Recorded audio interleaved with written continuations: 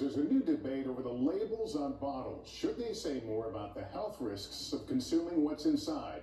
Marissa Parra with more in our series, Drinking in America. I have not been the drinker I was in high school. That's when Stephanie Mensimer says she had her first sip of alcohol, but nowadays... You know, my husband and I have wine on the weekends, and that's it.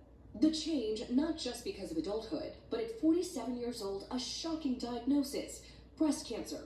The doctors kind of freak out a little bit more when you're younger. As an investigative reporter, she went to work. When did you start questioning whether alcohol was related? Well, you know, when you get a cancer diagnosis, like, it's sort of natural to just go, why me?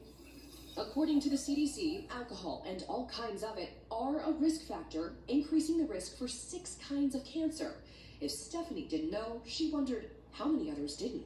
They should probably have warning labels on all the booze, just like with cigarettes. Among those pushing to make the science harder to miss is Stanford behavioral scientist Anna Grumman. Most Americans are not aware of this link between alcohol and cancer.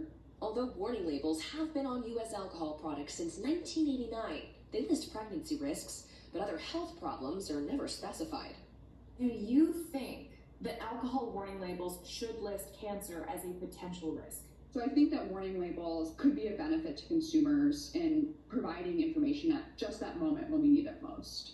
She says there's evidence that clear, concise warning labels, like the one on the right, can make a big difference. One study in Canada saw alcohol sales decrease by 6% after updated labels listed it as a potential risk for cancer. A trade group for the alcohol industry says, quote, when federal regulators last reviewed proposals to change the required warning label, they found that the current warning is sufficient. The government agency that oversees alcohol sales says it is, quote, consulting with the Office of the Surgeon General regarding potential changes, but that any change to labels requires action by Congress.